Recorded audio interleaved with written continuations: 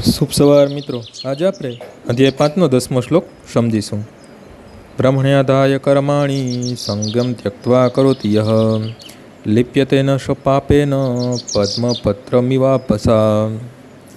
જે મનુષ્ય કર્મફળ પરમેશ્વરને સમર્પિત કરીને આસક્તિ રહિત થઈને પોતાનું કર્તવ્ય કર્મ કરે છે, તે જેમ કમળપત્ર જળથી અસ્પર્શ્ય રહે છે તેમ પાપકર્મથી અલિપ્ત રહે છે. અહીં બ્રહ્મણી શબ્દનો અર્થ કૃષ્ણ ભાવનામૃતમાં એવો થાય છે. આ ભૌતિક જગત એ પ્રકૃતિના 3 ગુણોનું એકંદર પ્રકટીકરણ છે, જે પારિભાષિક રીતે પ્રધાન કહેવાય છે. સર્વ હિ એ દત્ત બ્રહ્મ માંડુક્ય ઉપનિષદ તસ્માદ એ તદ બ્રહ્મ નામ રૂપમ અન્નમ ચ જાયતે મુંડક ઉપનિષદ. આ વેદ મંત્રો તથા ભગવદ્ ગીતામાં મમ યોનિર મહદ બ્રહ્મ એ દર્શાવે છે કે ભૌતિક જગતની દરેક વસ્તુ બ્રહ્મની જ અભિવ્યક્તિ છે અને કાર્ય જો કે વિભિન્ન રીતે વ્યક્ત થાય છે, છતાં તે કારણથી અભિન્ન હોય છે. ઈશોપનિષદમાં કહ્યું છે કે સર્વ વસ્તુઓ પરમ બ્રહ્મ અથવા કૃષ્ણ સાથે સંબંધિત છે, તેથી તે સર્વ તેમની માલિકીની જ છે.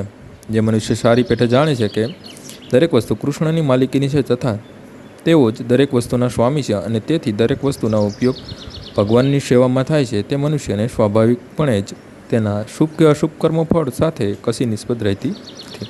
અરે વિશિષ્ટ કર્મ કરવા માટે ભગવાન દ્વારા મળેલું શરીર પણ કૃષ્ણ ભાવનામૃતમાં સંલગ્ન કરી શકાય છે.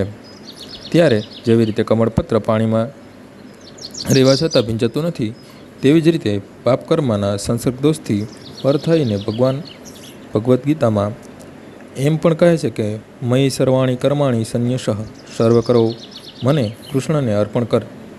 સાર એ છે કે કૃષ્ણ ભાવનામૃત વિહીન મનુષ્ય ભૌતિક શરીર તથા ઇન્દ્રિયોની દૃષ્ટિએ કર્મ કરે છે, પરંતુ કૃષ્ણ ભાવનાપરાયણ મનુષ્ય એવા જ્ઞાન સાથે કર્મ કરે છે કે આ શરીર તો કૃષ્ણની સંપત્તિ હોય, તેનો ઉપયોગ કૃષ્ણની સેવામાં કરવો જોઈએ. આજનો શ્લોક અહીં પૂર્ણ થાય છે. આવતીકાલે ફરીથી સવારે 6 વાગ્યે મળીશું. જય શ્રી કૃષ્ણ.